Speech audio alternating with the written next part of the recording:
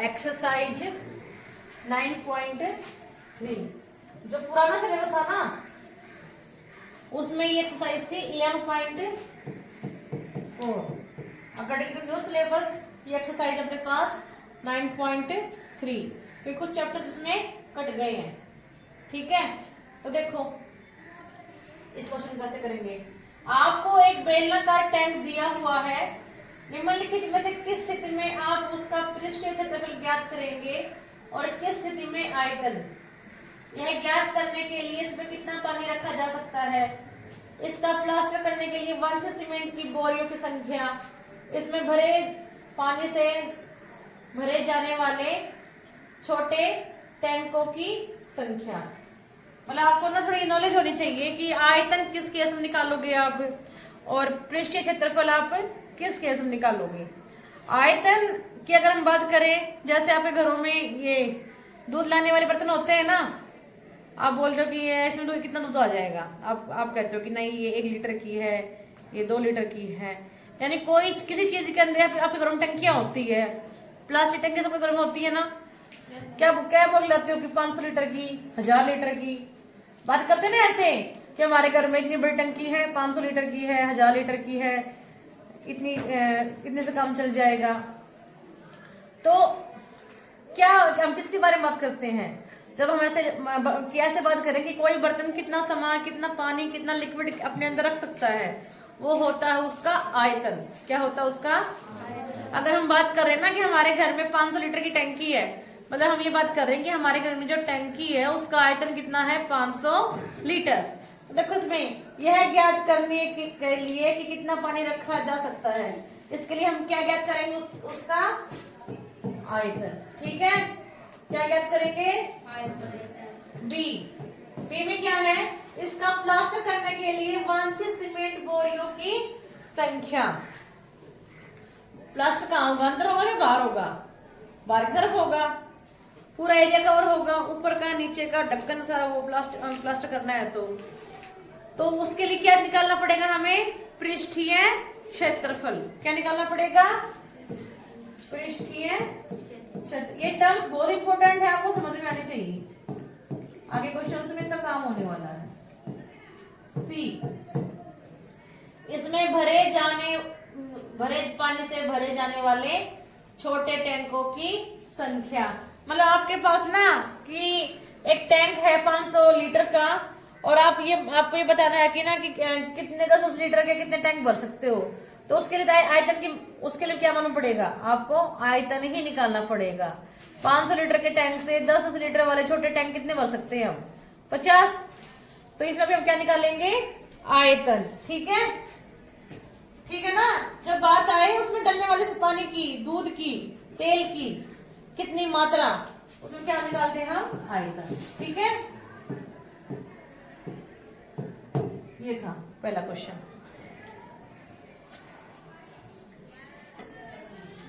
दूसरा क्वेश्चन देखो, बेलन ए का व्यास 7 सेंटीमीटर है और ऊंचाई 14 सेंटीमीटर है।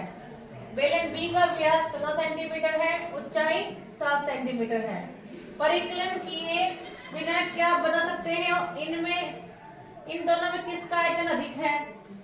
दोनों बेलनों का आयतन ज्ञात करते हुए इसका सत्यापन कीजिए, जांच कीजिए कि क्या अधिक आयतन वाले बेलन का पृष्ठ क्षेत्रफल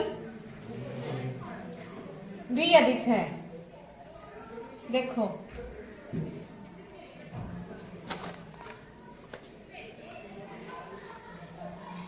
ठीक है, सोल्यूशन देखो उसका।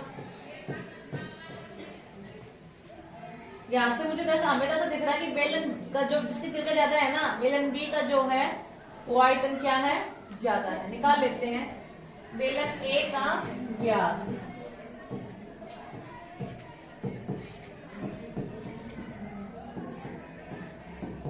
सात सेंटीमीटर है और बेलन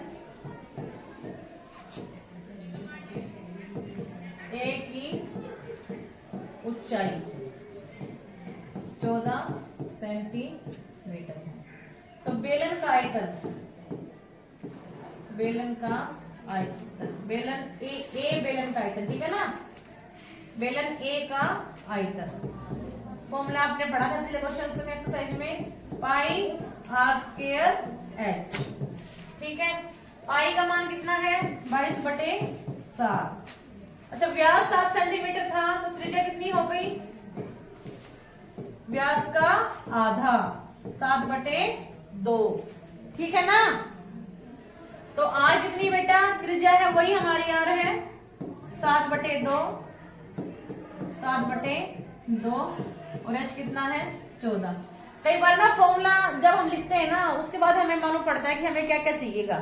तो जो चीज निकालनी है ना पहले उसका फॉर्मूला लिख लो, फॉर्मूले से मालूम पड़ जाएगा। देखो जैसे हमें यहाँ ध्यान नहीं था कि ना व्यास दे रखा है, हम व्यास लेके चल दिए थे, आगे जाके हमें रियलाइज हुआ कि ना यहाँ तो आर चाहिए था, तो व्यास से फिर हमने आर निकाल ली। तो जो चीज निकालनी होती है ना पहले उसका फॉर्मूला लिख लो, फिर आपको मालूम पड़ जाएगा मेरे पास क्या क्या है, मुझे क्या क्या ढूंढना है। ठीक है, अब देखो 7 से 7 कट गया, ये 11 पे गया, ये 2 सत्ते 14 पे गया, तो 11 सत्ते 77 गुना में 7 कितना आ जाएगा, ये 7 49 और 4 53 539। ठीक है, 539 सेंटीमीटर स्क्वायर।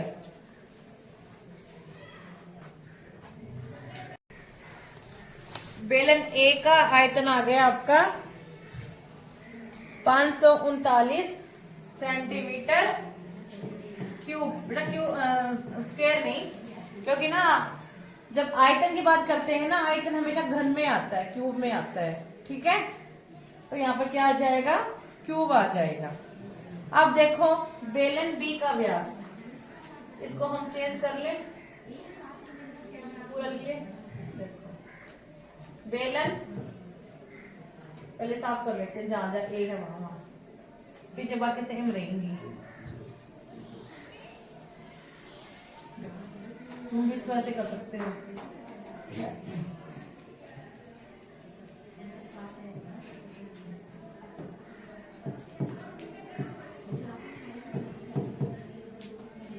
देखो बेटा बेलन बी का व्यास क्या दे रखा है 14। ठीक है, त्रिज्या कितनी आ जाएगी 14/2 यानी 7। बेलन बी की ऊंचाई क्या दे रखी है 7 सेंटीमीटर यानी एच है कितना 7।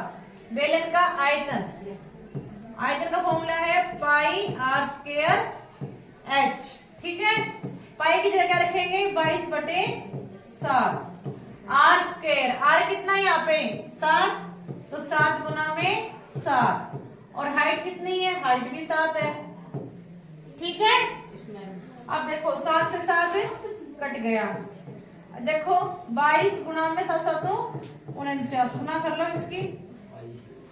देखो क्या आता है ये गुना करने के बाद, ये आ जाएगा आपका 1078 सेंटीमीटर क्यूब। 1078 centimetre cube. क्षेत्रफल की बात करें तो वर्ग में बात करते हैं, आयतन की इंग्लिश में वर्ग, हिंदी में वर्ग, इंग्लिश में स्क्वायर, बात एक ही है।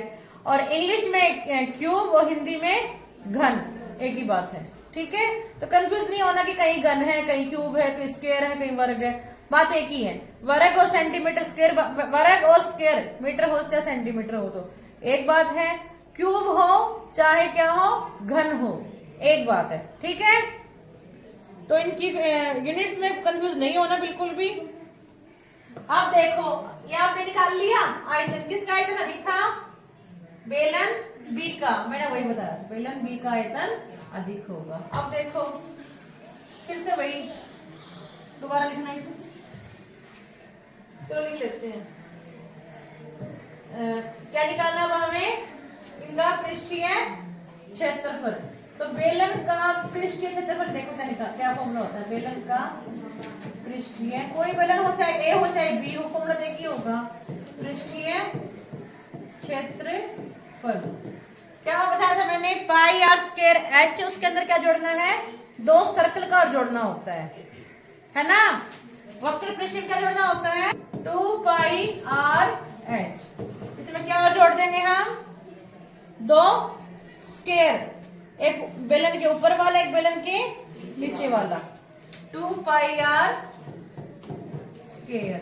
बेलन का पृष्ठीय क्षेत्रफल का फॉर्मूला होता है 2 pi r h plus 2 pi r square. इसको हम सॉल्व भी कर सकते हैं, 2 पाई आर बाहर निकाल लो और ये क्या, यहाँ एच बच जाएगा, ये आर बच जाएगा। This is the standard formula. ठीक है, अब देखो बेलन ए का व्यास क्या था, ए का व्यास वो था अपना 7 सेंटीमीटर, जैसे हमने पिछले क्वेश्चन में किया था। फिर बेलन ए की त्रिज्या, बेलन ए की त्रिज्या, त्रिज्या जो होती है व्यास का आधा होती है, 7/2।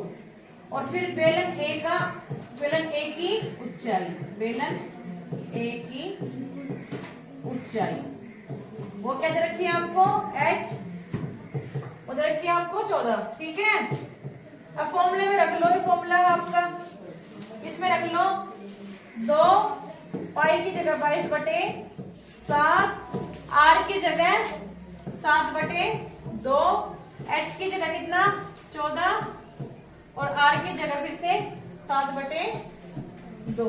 सोल्व कर लो इसको, देखो 2 से 2 कट गया, 7 से 7 कट गया, 22 आ गया ऊपर। ये देखो इसमें एक लेके एलसीएम ले लो, 14 दूनी 28 जमा में 7, ये आ गया आपका 22 गुणा में 35/2, ये 11 पे गया, गुना करो 11 और 35 को, 11 पंजे 55, 11 तिया 33 और 5 38, 300।